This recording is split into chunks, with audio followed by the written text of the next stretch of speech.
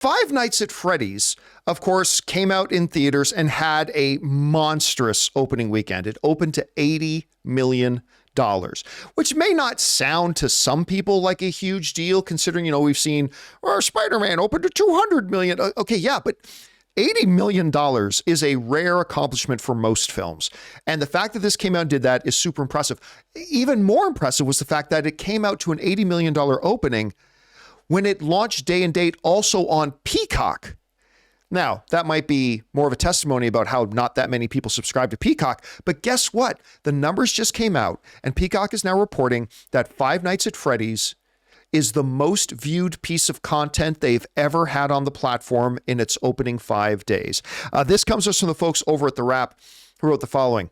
Five Nights at Freddy's is Peacock's most watched film or television show within the first 5 days of availability, according to the streamer. The Blumhouse horror movie achievement came alongside a sky-high $80 million domestic and $133 million global opening over the weekend.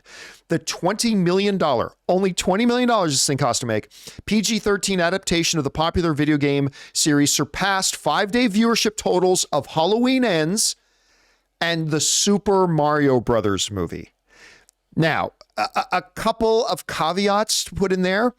Halloween Ends also had that same day and date release strategy that Five Nights at Freddy's did. And the Super Mario Brothers, now maybe that one's catching you off guard. Like, wait a minute. It beat Super Mario Brothers?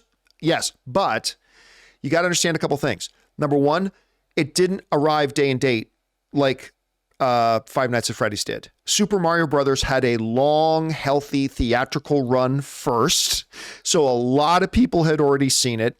Then it was available on VOD, video on demand, where you can go on, Apple, and buy iTunes or Google Play Store and buy it for $19.99, whatever. So there was a period of time you could do that. And then eventually it landed on Peacock. Whereas Five Nights at Freddy's had the advantage of, hey, this is in theaters and our thing at the same day. Still, not to take anything away from it, that's really impressive. Like, that's very impressive what that thing was able to pull off, especially on a platform like Peacock. Now, again, the double-edged sword of this is that whether 1 million people watched it on Peacock or 10 million people watched it on Peacock, it makes Peacock no extra money. So, you got to take that into consideration. But, Kris, the very fact that it was able to have day and date, because here's another little bit of context to understand how impressive this is. There was another movie, high-profile movie, not that long ago, that also went day and date in theaters and on a streaming service at the same time and made the exact same amount of money in the movie theaters, opening weekend, $80 million. That was an MCU movie called Black Widow.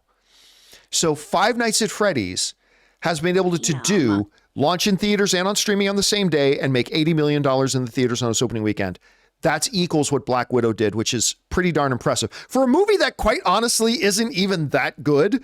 Like, I don't think it's a bad movie. Don't misinterpret me. I do not think it's a bad movie. I mildly enjoyed myself, but it's not that good of a movie. But I think this speaks volumes about how popular this franchise was, that, as a friend of mine put it, people are hungry for a recognizable IP that isn't a third, fourth, or fifth installment in the franchise. I mean, as time continues here, Kris, we're just seeing more and more goals that this thing is hitting. Guys, we want to take a second to thank a sponsor of this video, Quip. Guys, you know that good health starts with good habits, and Quip makes it easy by delivering all the oral care essentials that you need to care for your mouth. For example, their incredible electric toothbrush. Guys, I've been using electric toothbrushes for years, and this is easily the best one I've ever owned. Timed sonic vibrations with 30-second pulses to guide a dentist-recommended 2-minute clean. A lightweight and sleek design for adults and kids with no wires or bulky charger to weigh you down. Reusable handles in a range of sleek metal hues, as well as bright plastic colors sure to make a pop on your bathroom counter. Skip the battery batteries and snap into healthy habits with the new rechargeable electric toothbrush. All the features of the original Quip, plus one magnetic charge powers up to 3 months of brushing. In addition to brush heads, Quip also delivers fresh floss, toothpaste, mouthwash, and gum refills every 3 months from just $7. So if you go to getquip.com/Campea right now, you'll get 20% off any electric toothbrush, mint and gum dispenser, or water flosser. That's your 20% off any electric toothbrush, mint and gum dispenser, water flosser at getquip.com/Campea. That's GETQUIP.com/Campea. Quip, the good habits company. What do you think about these numbers, the box office, Peacock streaming numbers, and what stands out as most impressive to you? Oh man, dear internet friends, I have to eat crow first because I was like, this movie's gonna tank. Oh my gosh, day and date, what a bunch of bullshit. And it worked. It for some reason worked. And there's a couple different components here, right? First of all, it's a PG-13 horror movie. And that's a largely untapped audience too, right? We usually go hard R on a lot of things. And this is also a horror movie that doesn't really lean into camp. It doesn't really lean into political or social commentary. It relies on nostalgia and recognizable IP. An IP that was almost completely fueled by reaction videos and watch-alongs and playthroughs, right?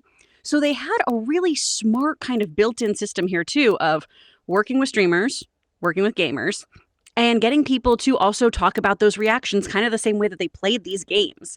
And I think that builds a lot in. People love these games. I told you when I went to the theater, there were all these little kids, and it was terrifying to me because it was like 8-year-olds dressed as the Five Nights characters and just so happy running around as maniacal little animatronics. People love this stuff. And so I think it's a formula that people are going to really try to chase after, and it feels very lightning in a bottle. It feels like this perfect storm of, okay, here's recognizable IP, here's a horror movie that all audiences, for the most part, depending on your parenting, can come see. And it's a nice, quick, kind of, for lack of a better term, and I know this sounds terrible, flash and trash. Hey, here's your movie, and it is what it is. We're not going to think deep about Five Nights at Freddy's. We're just going to watch this movie, take it for face value, and that's it, right? People love it, though. I mean, most people are giving it, like, really horrific reviews, and then audiences are just eating it up. It's another example of how a lot of times critics just don't have their finger on the pulse of what audiences want, particularly when it comes to video game audiences. There's a reason why that is the highest grossing type of entertainment these days. I mean, it's a billion-dollar industry, and that's why so many film companies, too, are trying to mine that content and trying to own that IP. Now, I do want to throw a comment in here, though, about that, right? Mm-hmm. Because one of the difference when it comes to something as specific and niche as, say, Five Nights at Freddy's, you know, the audiences is not the wide audience, right? The audience is going to see Five Nights at Freddy's is an audience that's going and looking for a specific thing. Whereas like film critics, they're just going in and looking at it as any other movie and judging it on the basis of any other movie. Do you remember, I mean, it's a lot of years ago. Do you remember that BMX movie?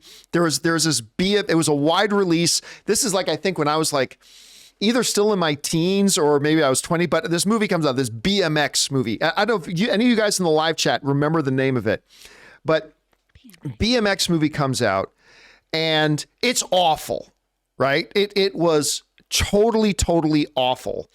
But what happened was that the audience reaction to it was higher than the critics because the critics went in to go see it and they just judged it and evaluated it as any other movie.